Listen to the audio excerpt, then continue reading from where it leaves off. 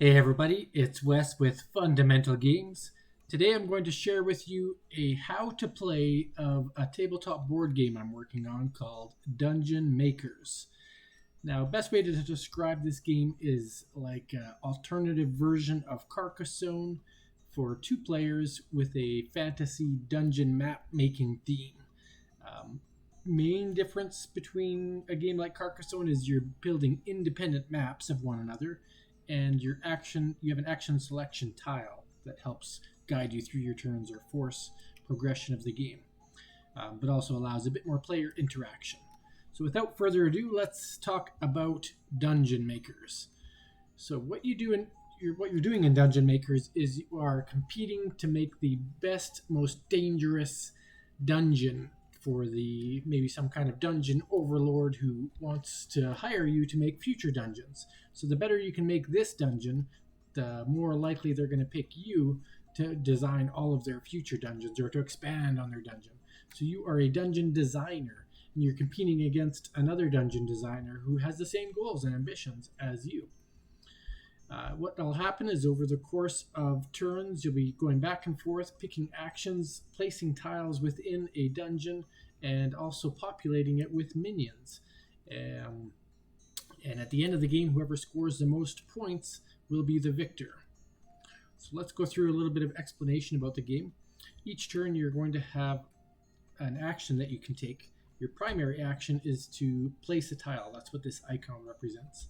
And when you get to place a tile, what will happen is there are three stacks of dungeon tiles that are face up. Both players have visibility to them, and you have to pick a tile to put into your dungeon.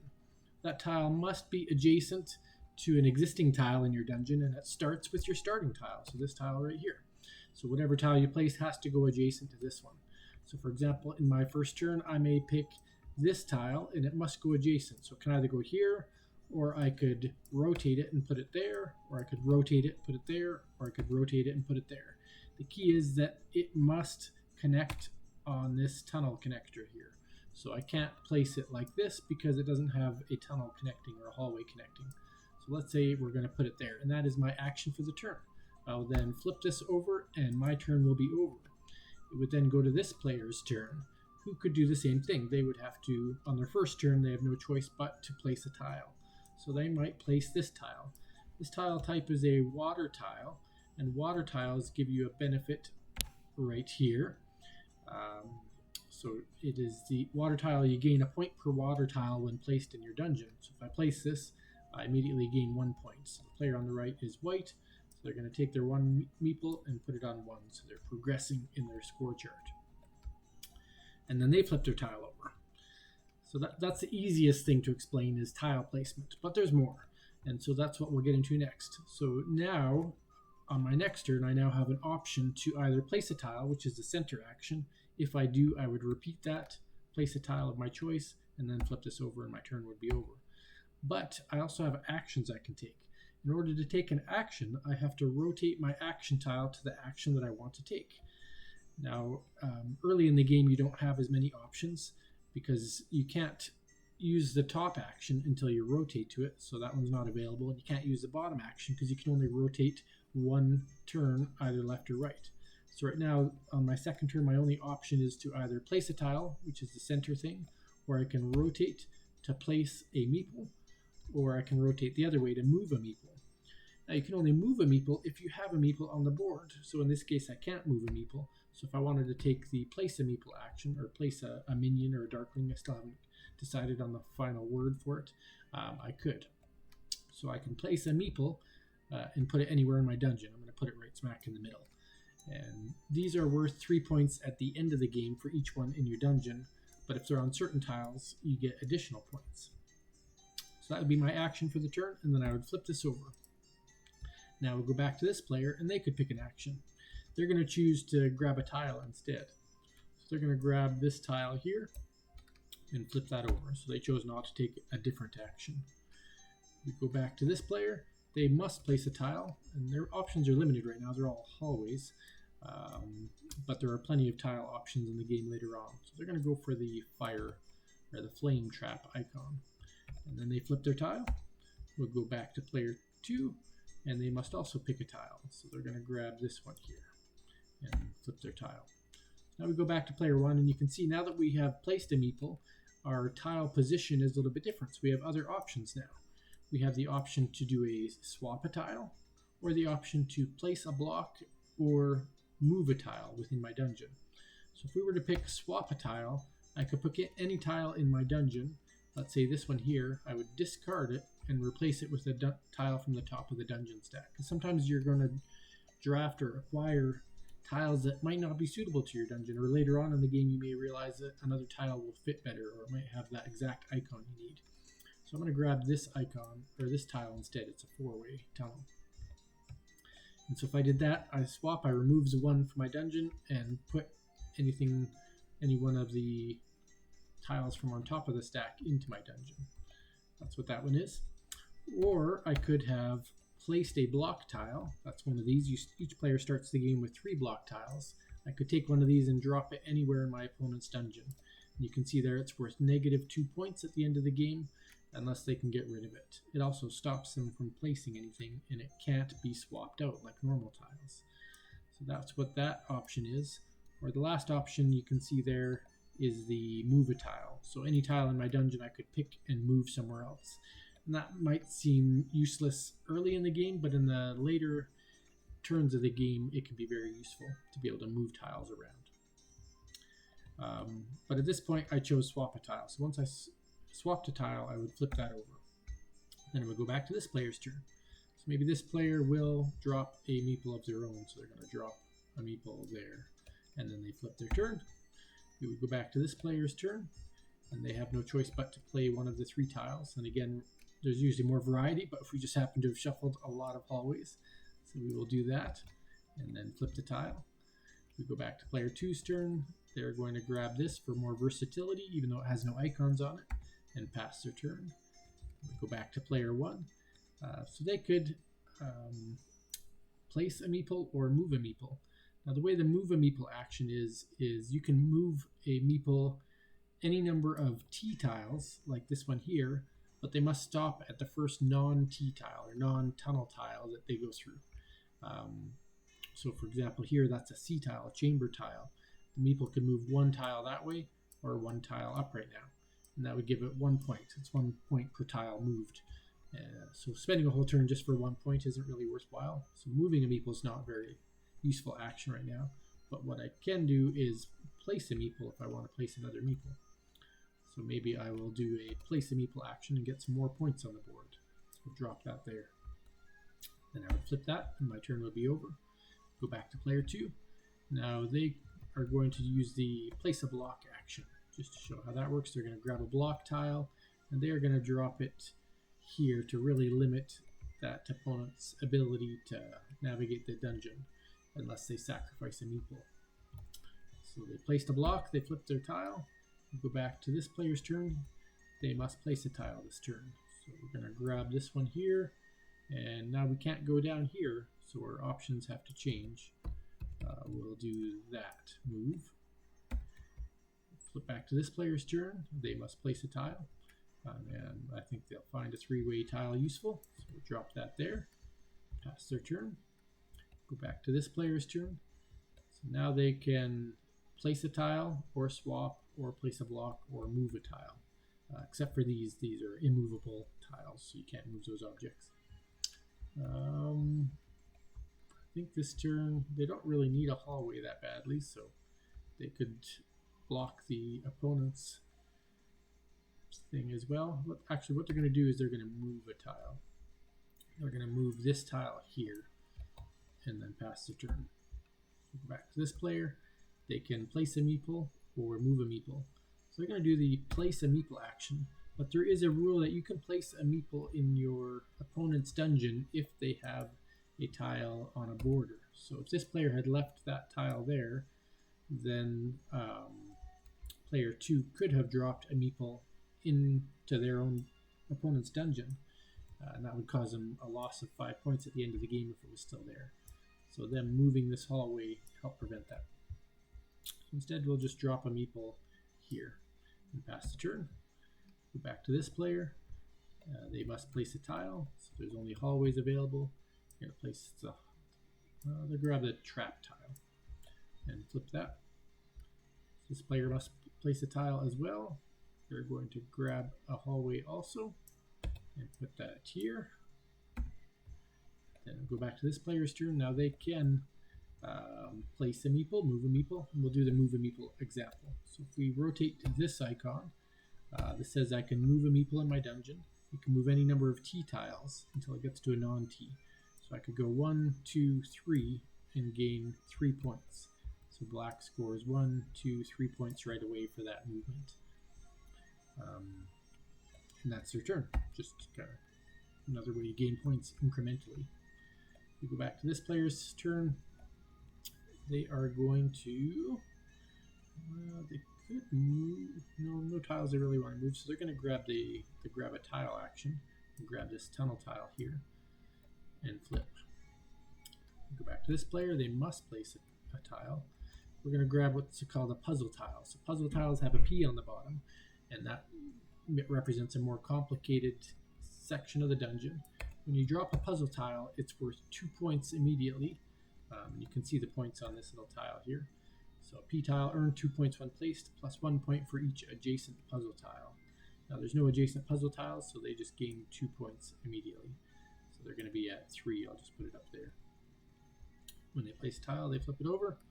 Go back to player 2. Must place a tile.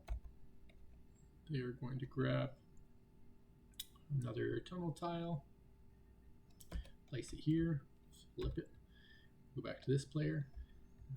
Can move a tile or swap a tile or place a boulder, or yeah, lots of options there. They don't really need to swap a tile. Nothing exciting up there right now, so we're going to place a tile. Let's place another dungeon tile there, or tunnel tile. Pass the turn back to this player. And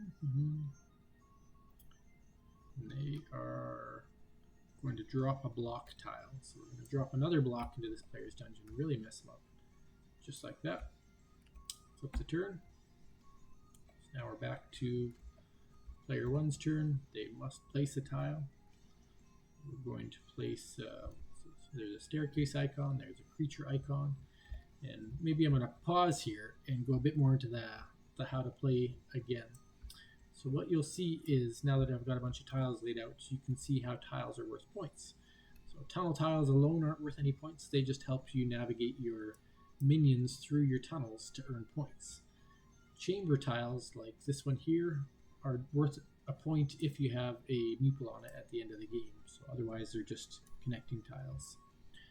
M tiles are mazes. They're just like tunnels, but they give you 2 points if there's a meeple on it at the end of the game. So I don't have any examples of maze tiles yet, but I'm sure we'll find one. A water tile, we showed you earlier, is worth a point for every water tile in the map when it's played. A P tile, already talked about, 2 points when played. And then a Z tile, we haven't seen one yet, but a chasm will be worth points at the end of the game. But more importantly, at this point, is knowing what all these icons mean. So treasures show that you get a point for every treasure on your map at the end of the game. So right now 1, 2 points there for treasures. But you also get 5 points if you have the most treasures at the end of the game. So getting extra 5 points could make or break some of these games. Second one is the staircases. So I showed you a staircase up here. Staircases, if you don't have any, you don't get any points. But as soon as you get 1, you actually get negative points. If you get 2, you have less negative points. If you get 3, you're back to break even. It's only when you have 4 or more that you earn points for stairs. So stairs are kind of like, they can be bad to get, but you might really need the tile, so you decide to build up more stairs to try to fight back the negative. The encounter icons, those are worth 2 points each, unless you get pairs of them. For example, this one and this one are the same icon, so they'd be worth an extra point at the end of the game. And then finally, the traps is one of the ways to get the most points. Traps are those, it's got kind of a bear trap icon on the bottom and a trap icon above. So this one's a falling rock. If we take a look at this player's dungeon, you might see another trap tile in here. Oh, that's a falling rock. This one is a pit trap. There's also fire trap, avalanche, and arrow trap. So 5 different trap types. If you have all 5 trap types in your dungeon at the end of the game, you get 21 points.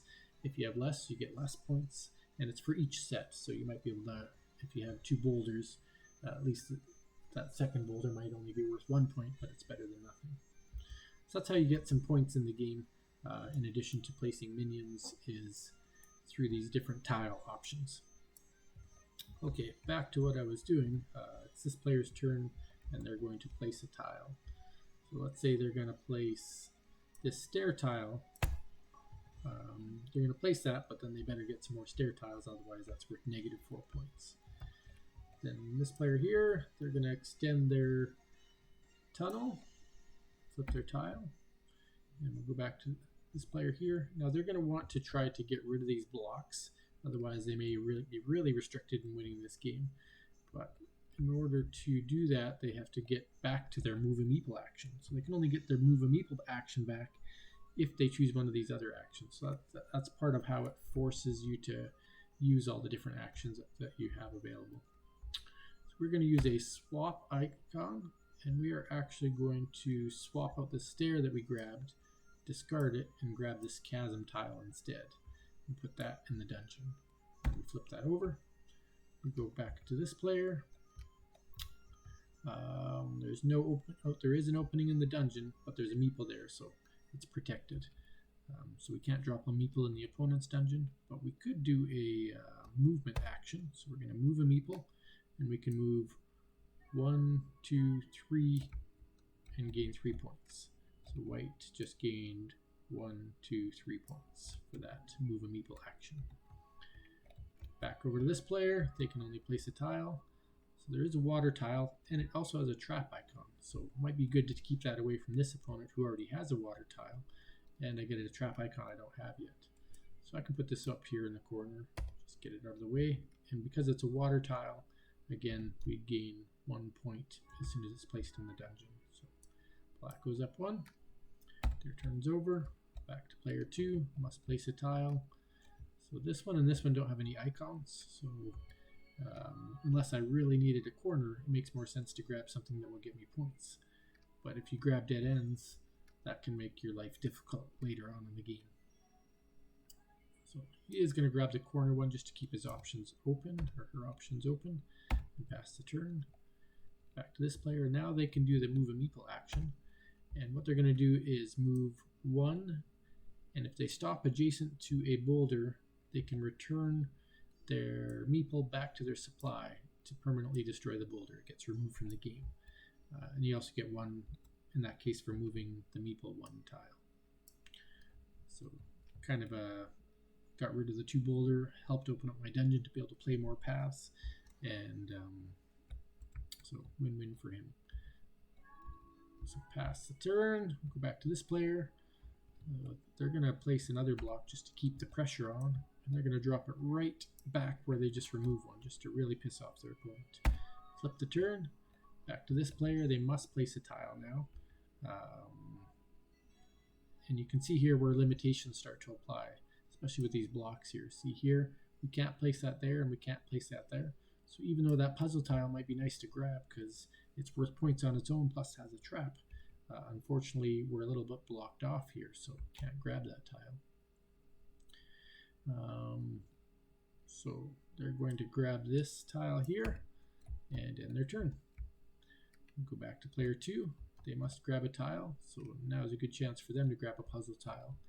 You can see there's 2 options here for them, and they want to keep their dungeon spreading out. So we're going to drop that there and score 2 points immediately. 1, 2.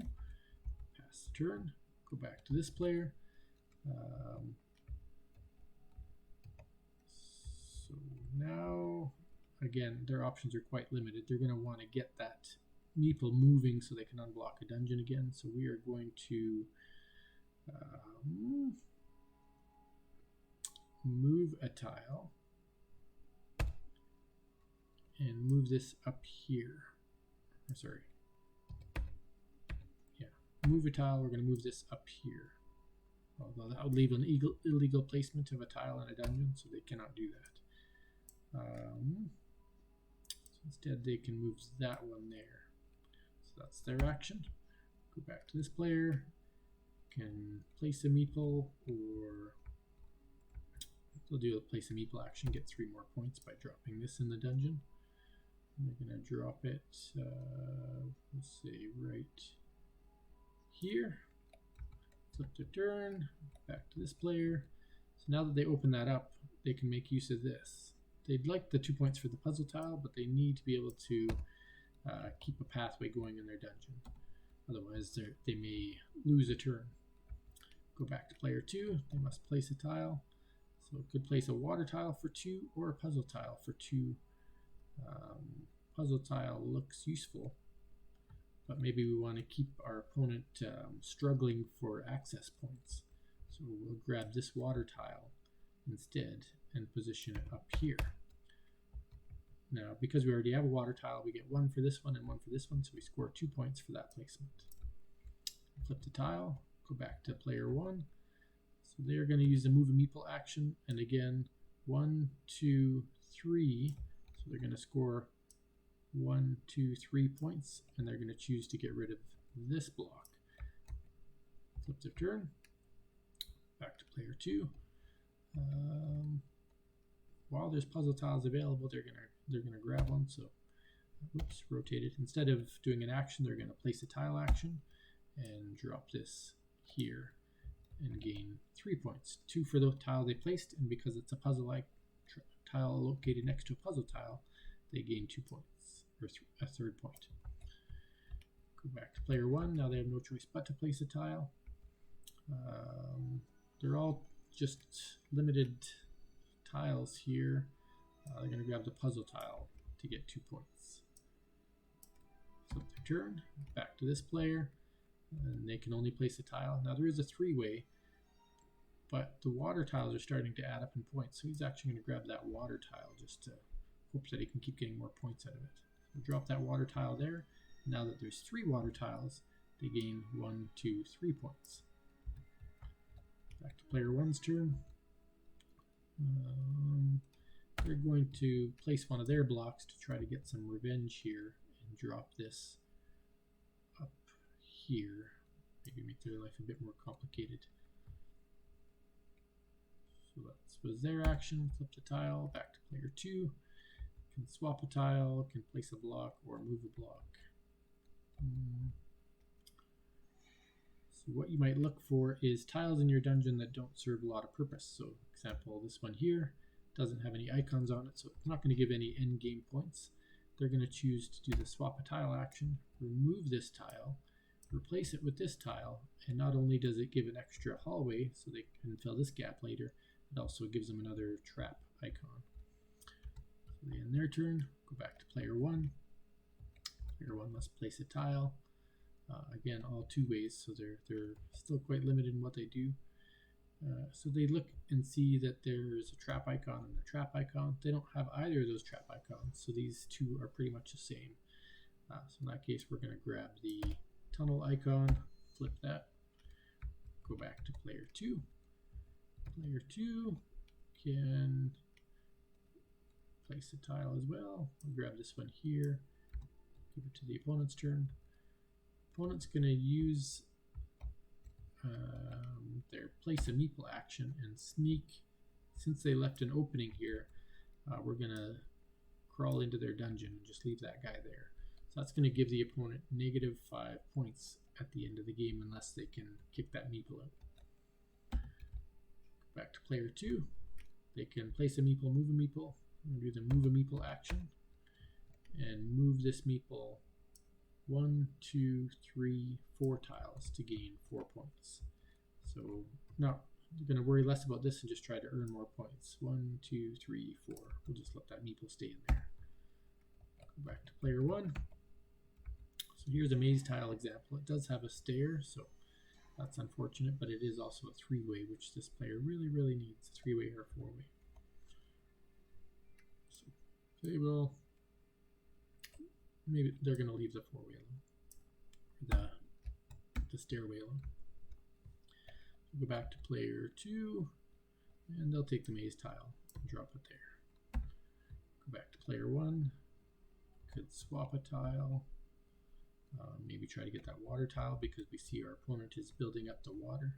So let's do that. We're going to swap, and they're going to swap out this puzzle tile, which already gave them some points, and replace it with, actually no. We'll swap out this tile here with this tile here. So they get 2 points because they have 2 water tiles. But they were more worried about their opponent getting points because they were already up to 3 water tiles. So we go to this player. They can swap. Can't place a block anymore, so can only swap or move or place a tile. Is there anything they need to swap? Not really. They could just place a tile. So we'll do that. We'll grab that as a place a tile action. Pass the turn. Back to this player who must play a tile. And their options are still limited. Their dungeon is getting difficult to navigate, but we'll grab this tunnel tile here, pass it over. This player must place a tile. We're going to grab the corner and throw it here. Back to player 1. Place a meeple, move a meeple. They're going to do the place a meeple action again and drop another meeple in the dungeon. Just try to really annoy them. Pass the turn.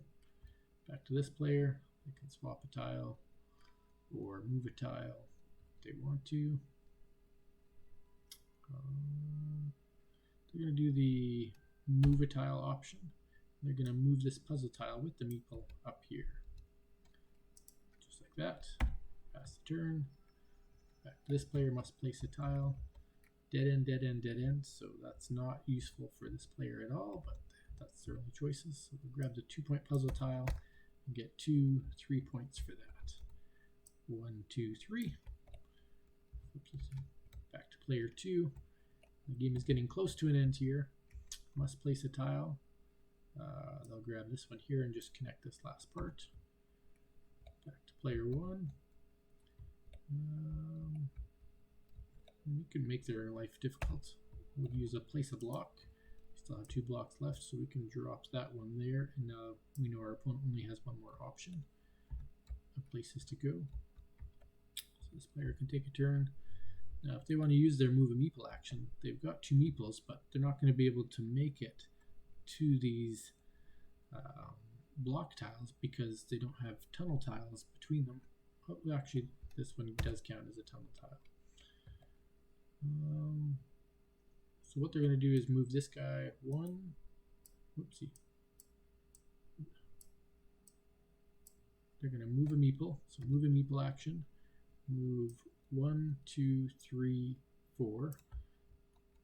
So they've gained 4 points for moving 4 tiles. 1, 2, 3, 4. And then just like removing a block, they can remove a meeple to remove an opponent's meeple. So they both get knocked back out. So it kind of saves this player 2 points because they would have gained 3 points from their meeple but lost 5 points from their opponent's meeple. So that just helps save them a few points. Go back to player 1, have to place a tile. They're going to grab this maze tile here. Pass the turn. Back to player 2. They must place a tile. And again, options are limited, so they grab this one here. Pass the turn. Back to player 1. Can move a meeple or place a meeple. They're going to do the place a meeple action and drop another one in this opponent's dungeon to keep them on their toes there. Back to this player. They can swap a tile. So what we could do is take this off now and open it up to this one, so at least they can try to fill those last few gaps in their dungeon. Back to player 1. Must place a tile. But at least they can go up this way now, so they will grab this one. It's got a stair and a treasure icon on it. Back to player 2. Must place a tile. They'll place this one here. Whoopsie. Drop that in there. Pass the turn. Back to player 1. Player 1 could drop 1 more block because they know their opponent could finish off their turn anyway, so let's do that. They drop their last block in there. Opponent's turn. So they can't place any more tiles. And so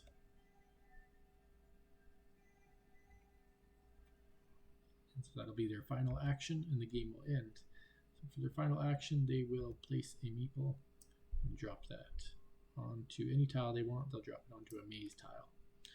So that will trigger the end of the game because a dungeon is complete and both players had an equal number of turns. So now it's a matter of figuring out the score of the game. So again, we've got our little score sheets here. What I usually score first is the meeples themselves. So this black player gets 3 points for meeples on their dungeon because it's just 3 per meeple. So 1, 2, 3. And then white gets 3, 6, 9, but then they lose 10 for the black meeples. They actually get -1 point net for their meeple placement. So that's meeples. Next, we'll look at block points. So -2 for the black player and -6 for the white player. 1, 2, 3, 4, 5, 6. And then we'll get into the tile scoring. So first off, tunnels don't earn points. Chambers, if there's a darkling of yours on it at the game end. So this player has a darkling or a minion or a meeple on a chamber, so you get 1 point for that one. And this player doesn't have any, so white gains a point there. Next up, mazes are treated as tunnels, but they also gain 2 points if there's a thing on it at the game end. So even though this player has a maze, there's nothing on it right now, so no points. And this player has a meeple on the maze, so they actually get 2 bonus points for that. 1, 2. Next up, we have water tiles. You don't get points at the end of the game. Puzzle tiles, no points at the end of the game. And finally, chasm tiles. They're worth a point for each tunnel leading to it, or each path leading to it at the end of the game. So this one is worth 2 points for the black player. Alright, so that is all the tunnel, or the tile points. Then we move on to the icon points. So first we'll do treasure, and we'll count up number of treasures. So this player has 1, 2, just 2 treasures, not 3 treasures in their dungeon, so they'll go up 1, 2, 3 points. And this map has 1, 2, just 2. So they go up 2, 1, 2. But then because black has the most, they get an extra 1, 2, 3, 4, 5. So that's the top icon there. Then we go on to stairs. So if a player has stairs like this one, then we start counting. So we have 1 staircase. Only 1 staircase means this player loses 4 points. 1, 2, 3, 4. And then this player loses, or might gain, let's see if they have any stairs. 1 staircase there. So they didn't really look at staircases either, so both players were penalized for staircases. 1, 2, 3, 4.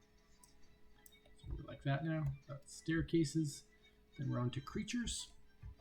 So this player gets 2, 4, 6, 8, 10, 12 points for creature icons. Plus, for pairs, we have a pair of minotaurs, so we're up to 13. A pair of these crabs, so 14. And we don't have a pair of anything else, so 14 points gained for black. So 22 plus 14 is 36. That was a nice point gain there. This player gets 2, 4, 6, 8, 10, 12 points plus pairs. Pairs, we have 1 pair, so that's 13. Here we have 14, so 14 points for this player. So about an equal number of creatures.